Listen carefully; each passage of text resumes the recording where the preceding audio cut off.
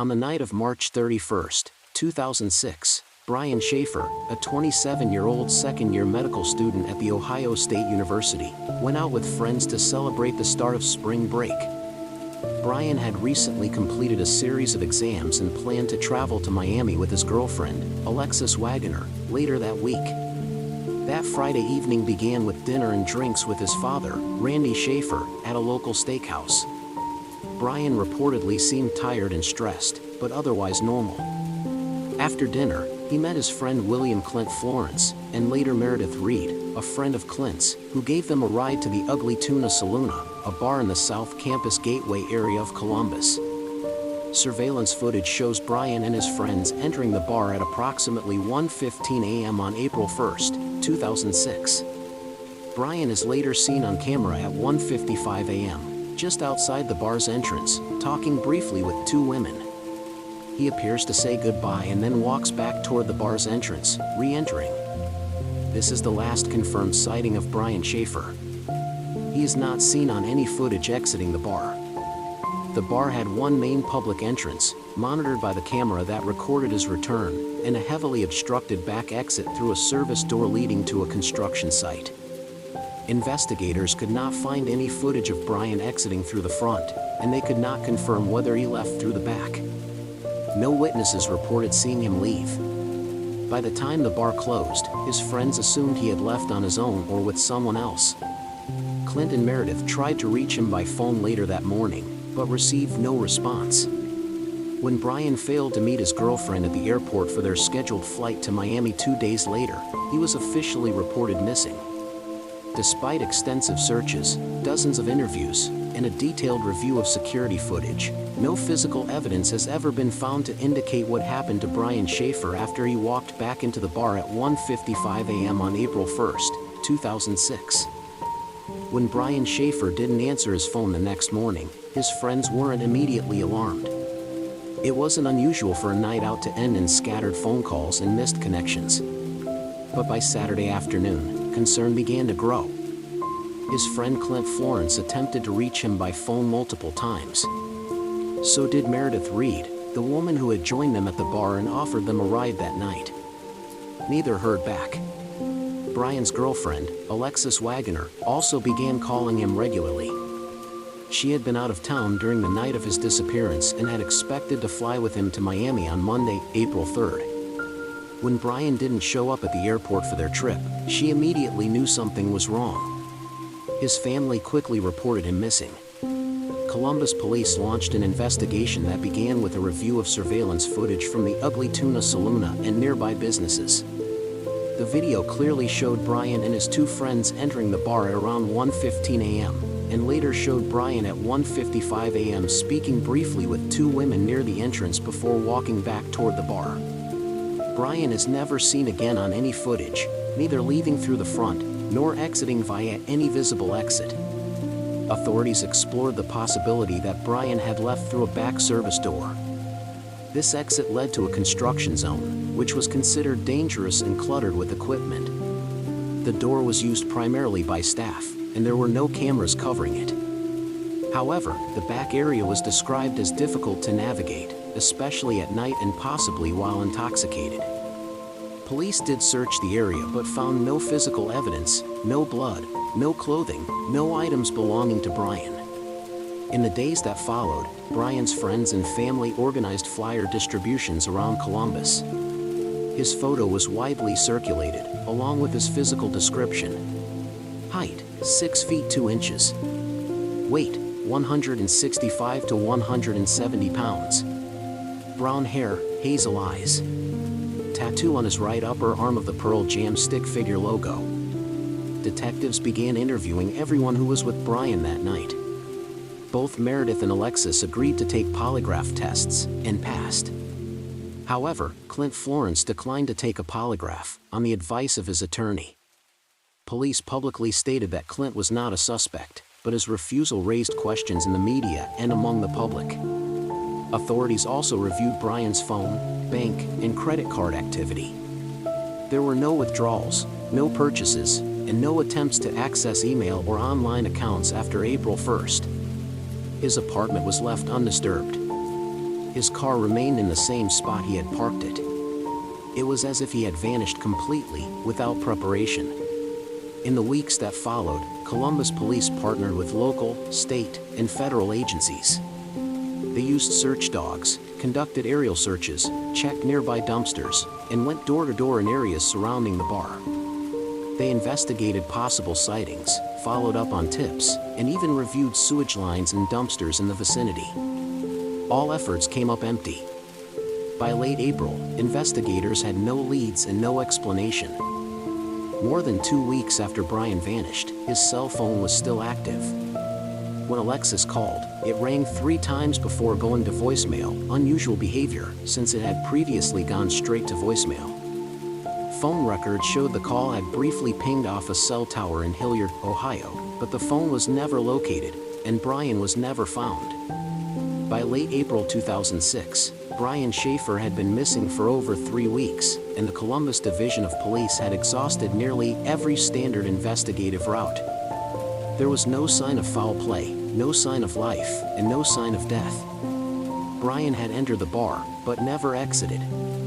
There were no confirmed sightings of him anywhere after 1:55 a.m. on April 1st. The unusual nature of the case drew regional and then national media attention. News outlets including the Columbus Dispatch and Dateline NBC ran stories on Brian's disappearance, highlighting the mystery. How could a person vanish in a crowded bar with security cameras and dozens of witnesses, and leave behind no physical evidence? Authorities once again reviewed the layout of the Ugly Tuna Saloona. The bar had only 2 possible exits. 1. The main entrance, which was covered by a working surveillance camera and showed Brian entering, but never leaving.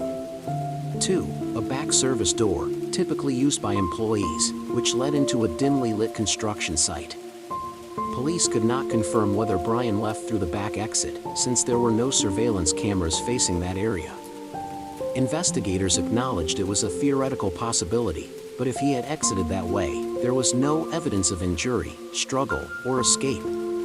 The construction area was searched, including ductwork, crawl spaces, and dumpsters.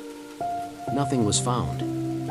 Meanwhile, Brian's phone records remained silent, aside from the one unusual instance on April 13th, when his girlfriend Alexis Waggoner called his phone and it rang several times before going to voicemail. The cell pinged a tower in Hilliard, a suburb west of Columbus. Verizon Wireless later stated that the call ringing was likely a technical glitch, not an indication that the phone was powered on or being used. Investigators concluded the ping did not provide usable location data. Columbus police also began investigating whether Brian had disappeared voluntarily. His family and friends strongly disputed this theory. By all accounts, Brian had no history of mental illness, no known financial troubles, and no signs of suicidal ideation. He was doing well academically and was planning a future with Alexis, including a possible engagement. They were scheduled to fly to Miami together for spring break on April 3rd, 2 days after his disappearance. Still, detectives could not fully rule out the possibility that Brian had left intentionally. Without evidence of a crime, it remained one of several theories. Around this time, attention returned to Clint Florence, one of the last people known to be with Brian. Police requested that Clint take a polygraph test, which he declined. According to law enforcement, Clint's attorney advised against it, and Clint stopped cooperating further with the investigation. Clint has never been named a suspect, but his refusal to participate in further questioning drew media scrutiny. One lead detective later commented publicly that Clint's behavior was not helpful, but reiterated that there was no evidence linking him to Brian's disappearance. Other friends, including Meredith Reed and Alexis, did take polygraphs and cooperated fully with the investigation. Despite this, no one could provide useful new information. The last confirmed sighting of Brian remained a surveillance video of him stepping back into the bar and disappearing into a space from which he was never seen again. By the end of the month, police had run out of new leads. The cameras showed Brian go in, but not out. The phone had gone silent. The friends had stopped talking. And the space behind the bar had already been searched top to bottom. The case had reached its most chilling conclusion. It was as if Brian SHAFFER had vanished from the inside. By May 2006, over a month had passed since Brian Shaffer was last seen. As the weeks stretched on, public interest in the case intensified. Local media had covered it extensively, and now, national attention followed. Programs like America's Most Wanted and Dateline NBC highlighted the case, hoping exposure might generate new leads. Brian's family was still in shock. His younger brother, Derek Shaffer, struggled to make sense of the disappearance. Derek and Brian had spoken by phone earlier the night he vanished. There was no sign during that conversation that Brian was planning anything unusual or was in distress. Brian's girlfriend, Alexis Wagoner, remained actively involved in the search. She continued calling his phone daily, even leaving voicemails long after the cell service likely expired. She had been expecting a marriage proposal during their planned trip to Miami. Instead, she was now facing a missing persons case with no leads and no closure. Police held regular press briefings, but had little to report. All avenues had been explored. Surveillance footage, reviewed multiple times. The front entrance showed Brian entering the bar but never leaving. The back exit remained a theoretical possibility, but lacked camera coverage and produced no evidence. Searches, the bar, surrounding construction zone, rooftops, dumpsters, storm drains, and crawl spaces had all been searched by K-9 units and human teams. Nothing was recovered. Electronic records, no phone calls, emails, credit card use, or bank withdrawals had occurred since April 1st. Physical evidence, none. No clothing, wallet, or personal belongings were found. Theories were circulating in the media and on online forums. But from law enforcement's standpoint, there were only 3 official possibilities. 1. Brian left voluntarily, though his personal relationships and future plans made this seem unlikely.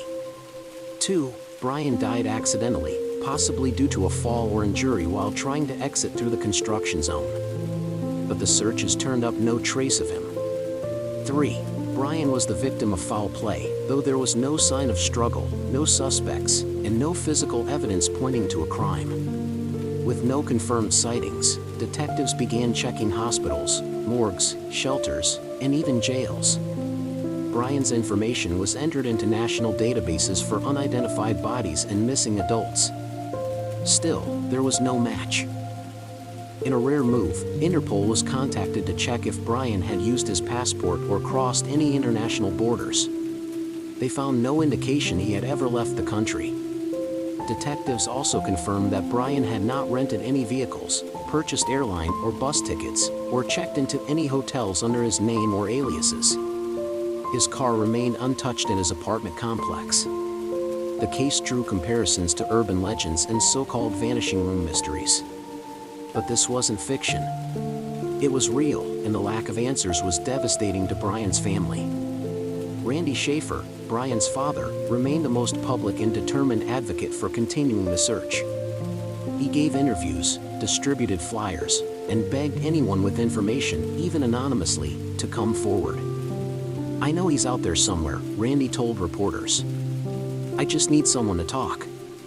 By the time summer approached, no new tips had come in. No one had been arrested. No new footage surfaced. And no trace of Brian Shaffer had been found. And yet, somewhere in Columbus, in a city filled with people and cameras and lights, the question remained unanswered. How can someone vanish into thin air and leave nothing behind? As the summer of 2006 wore on, the case of Brian Shaffer's disappearance remained at a standstill.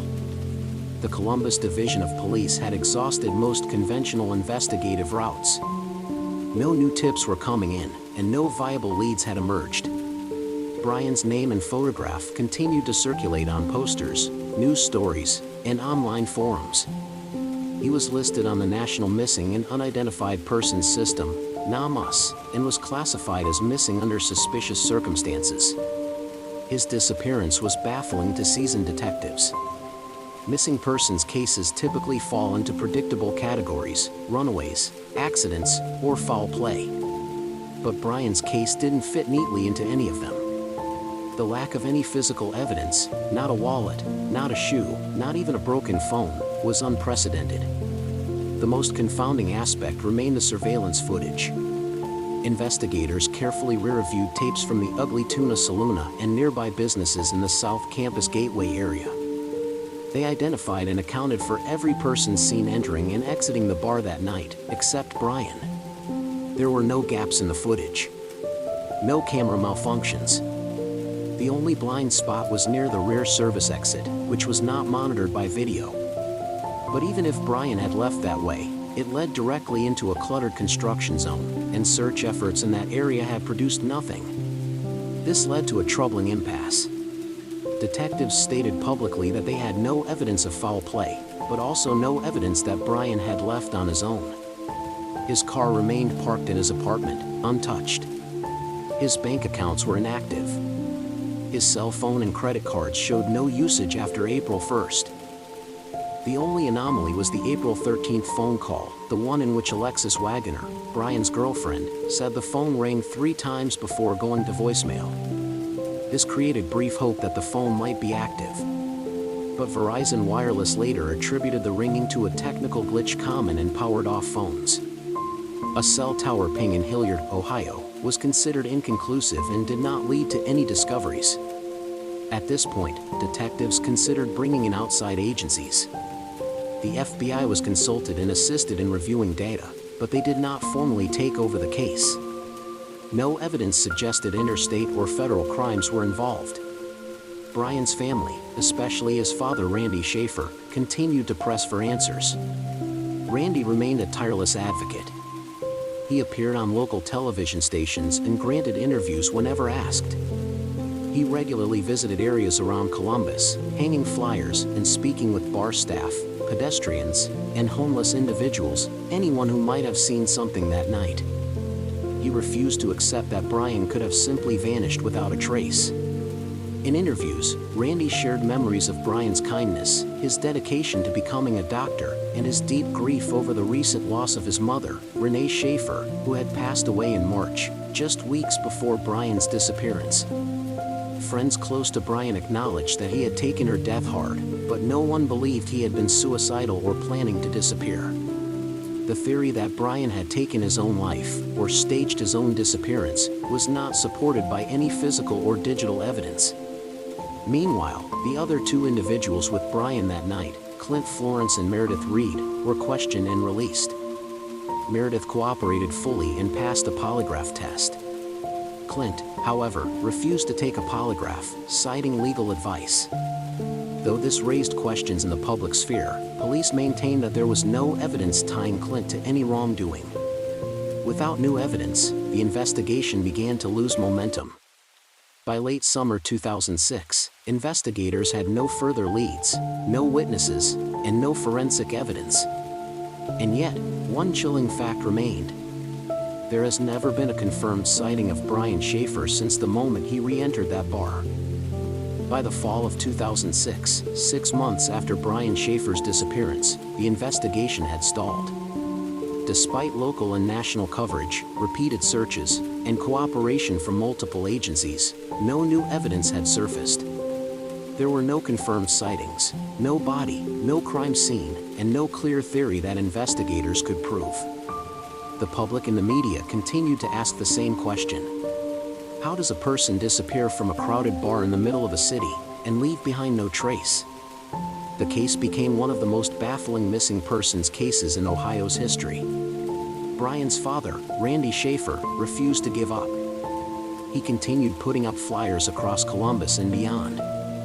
He contacted private investigators, remained in touch with police, and even created online pages to raise awareness. He believed someone out there knew something. In interviews, Randy expressed hope that Brian might still be alive, perhaps injured, perhaps confused, but out there somewhere. At the same time, he acknowledged the painful possibility that something had gone terribly wrong inside that bar. Brian's younger brother, Derek Shaffer, also continued to speak publicly. He described the helplessness of not knowing, of receiving no answers from anyone. "We just want some kind of closure," he said in a news interview. Columbus police, meanwhile, had done everything within their legal and logistical capabilities. All video footage from the bar and surrounding businesses was reviewed multiple times. Search dogs had been deployed in and around the construction site. Investigators had spoken with every employee working the night of Brian's disappearance. Tips from the public had been followed up, but none were credible. No activity had occurred on Brian's bank, email, or phone accounts. His car remained parked in his apartment, untouched. Detectives acknowledged that the rear exit of the Ugly Tuna Saloona, the only exit not covered by a security camera, could not be ruled out. But searches of that area turned up no evidence. By this point, even online forums dedicated to amateur sleuthing had begun picking apart every frame of surveillance footage, speculating over timing, camera angles, and body language. But all of this remained in the realm of theory. Law enforcement stuck to the facts, and those facts had run out. The lack of physical evidence made it difficult to classify the case. There was no sign of homicide, no indication of suicide, and no strong support for voluntary disappearance. As a result, Brian remained listed as a missing person under suspicious circumstances. One lead investigator stated to the media, "We have no evidence that he left voluntarily. We have no evidence that he was harmed. We have no evidence at all." And that's what makes this case so frustrating. In September 2008, tragedy struck again. Randy Shaffer, Brian's father, was killed when a tree fell during a windstorm outside his home in Baltimore, Ohio. He had been the most active voice in the search for Brian. His obituary asked for anyone with information about Brian's disappearance to come forward. Family members believed that, had Brian been alive and in hiding, he would have resurfaced after his father's death. But there was no response. Brian did not attend the funeral. There was no call, no message, no sign of him. To this day, there has been no confirmed communication from Brian Shaffer since April 1, 2006. Years passed. The bar closed. Construction finished. Camera systems were upgraded. Neighborhoods changed. But Brian's face remained frozen in time, captured on the grainy footage of him walking into the Ugly Tuna Saloona, and never coming back out. After the sudden and tragic death of Randy Shaffer in September 2008, momentum around Brian Shaffer's case faded further. The loss devastated the family, and for many close to the case, it deepened the sense that any chance of resolution was slipping away. Randy had been the most persistent force behind the search, organizing flyer campaigns, maintaining contact with investigators, and keeping the case in public view. In the years following his death, Brian's younger brother, Derek Shaffer, and Brian's girlfriend, Alexis Wagoner, became the primary voices keeping his memory alive. Alexis had been preparing for a future with Brian. They had discussed marriage, and their trip to Miami on April 3, 2006, was expected to be a turning point in their relationship. After his disappearance, she continued calling his phone for months, leaving voicemail messages in the hope he might hear them. In interviews, Alexis stated, "I've never stopped thinking about him. I just want to know the truth." Despite her efforts and the nationwide publicity the case had received, there were still no confirmed sightings of Brian anywhere in the United States or abroad. Law enforcement agencies confirmed that Brian's passport was never used, and there was no evidence that he had traveled under an alias.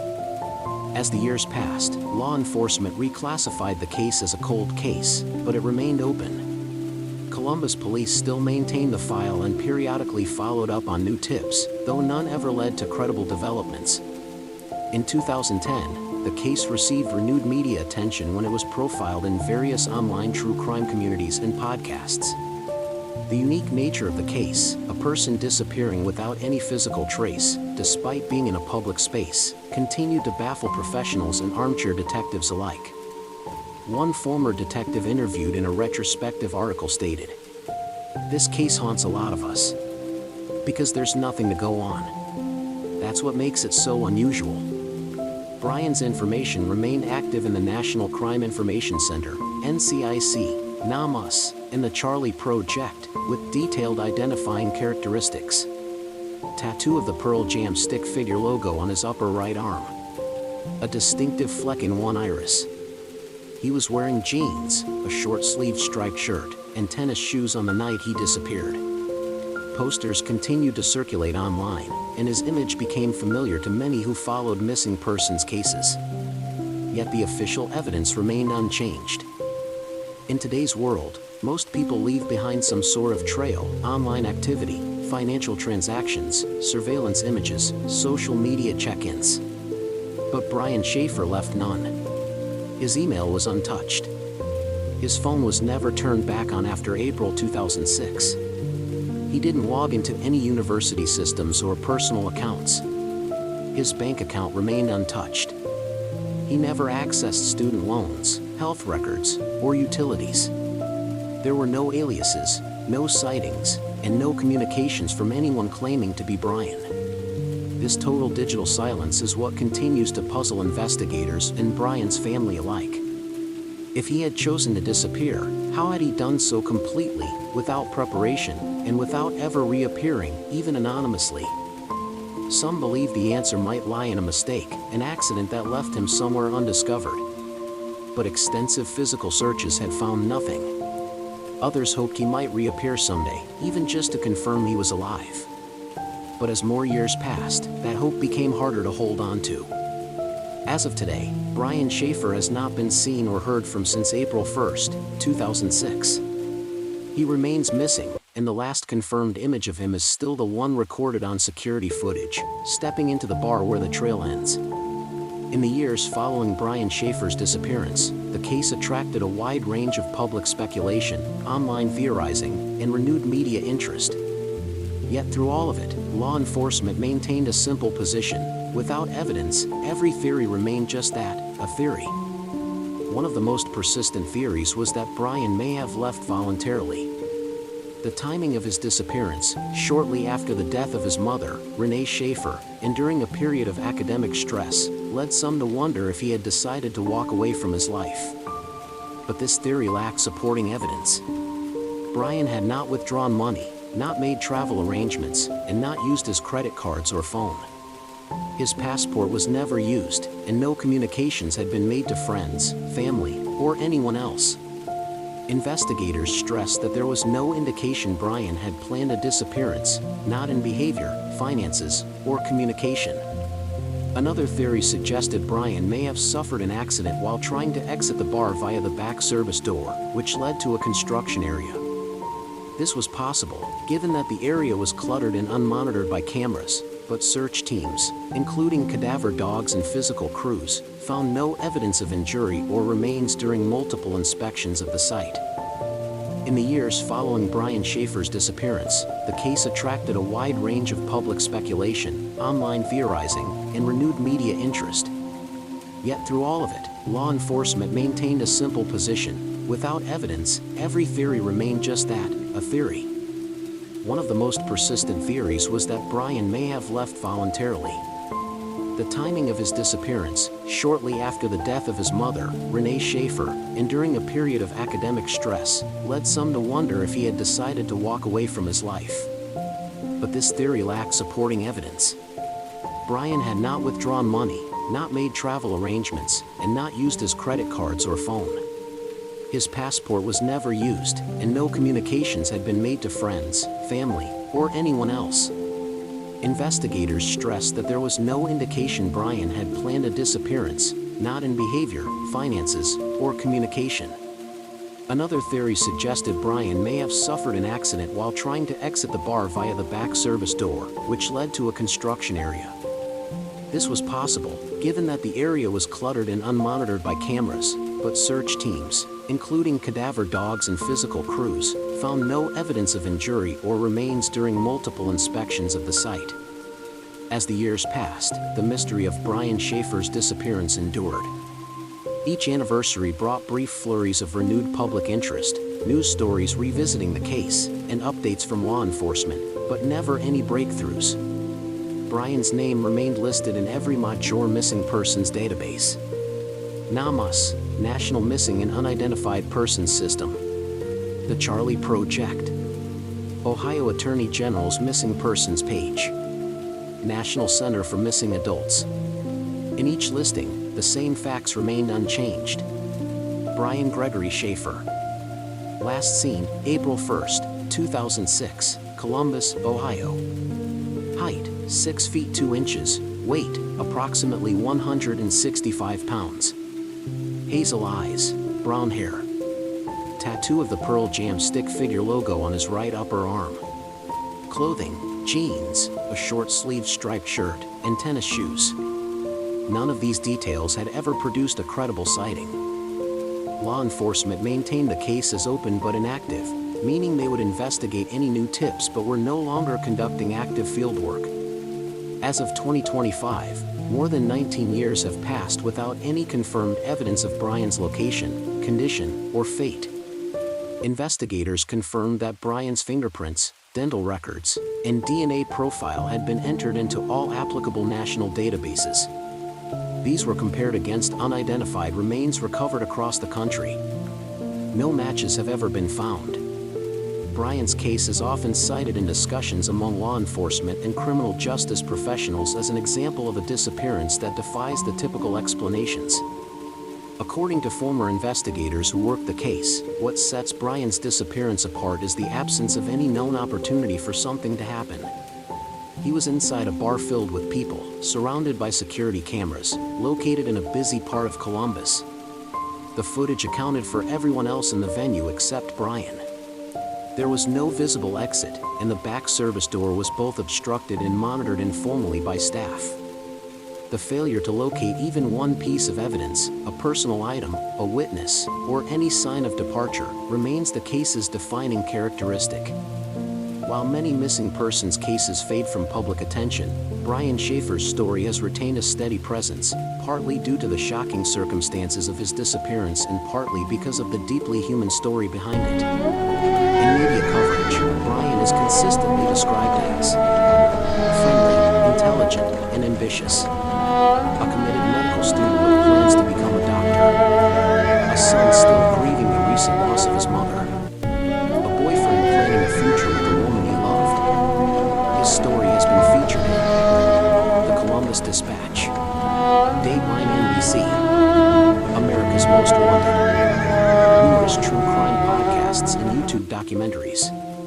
Online forums continue to revisit his case regularly.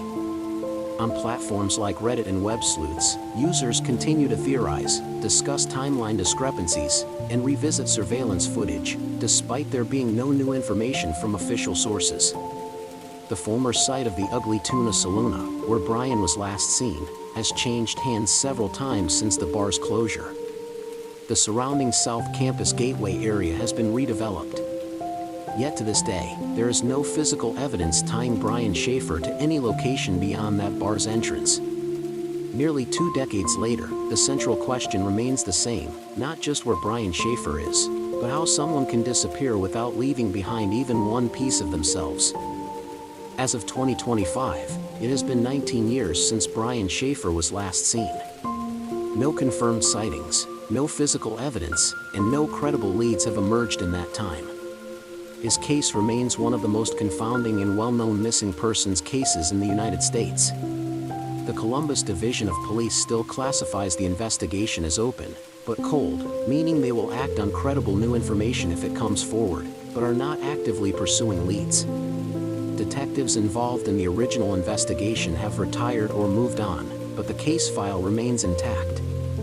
Brian Shaffer's missing person file includes fingerprints, dental records, DNA profile, age progression images developed by forensic artists. These records have been routinely checked against unidentified remains in Ohio and across the country. None have matched. There have been no arrests. No suspects have been named. No foul play has been proven. And no voluntary disappearance has been confirmed. Brian Shaffer remains, to this day, a man who walked into a bar on a Friday night and simply never came out. In the years following Brian's disappearance, his girlfriend, Alexis Wagoner, moved on with her life but has never publicly spoken negatively about Brian or the case. She has expressed sadness and hope for answers, even as time passed. His brother, Derek Shaffer, remains alive and has spoken occasionally to media. He has consistently stated that not knowing what happened has been the most painful part. His father, Randy Shaffer, remained the strongest advocate for finding Brian until his accidental death in 2008. Friends and family noted that Randy never stopped looking. His obituary even included a plea for information about Brian's whereabouts. There were no signs Brian attempted to reach out after Randy's death, a moment that many believed would have prompted him to come forward if he were alive and in hiding. According to public statements by detectives and spokespersons, there is no evidence of Brian being murdered. There is no evidence of suicide. There is no evidence of voluntary disappearance. There is no surveillance showing him exiting the bar.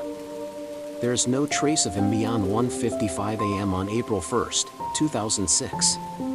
All that exists are theories, all of them unsupported by evidence. Investigators agree on one thing: Brian Shaffer did not vanish into thin air, but what happened to him remains unknown. Brian Shaffer would be 44 years old in 2025. He is officially listed as missing person, case #06-22343. Columbus Division of Police, Ohio. Anyone with information is asked to contact Columbus Division of Police, 614-645-2358. or the Ohio Bureau of Criminal Investigation, Missing Persons Unit. There is still a reward offered for credible information leading to Brian's whereabouts. And so, for 19 years, the photo of Brian Shaffer, smiling in a white t-shirt, unaware of what history had in store, remains frozen in time, still waiting for answers that have yet to come.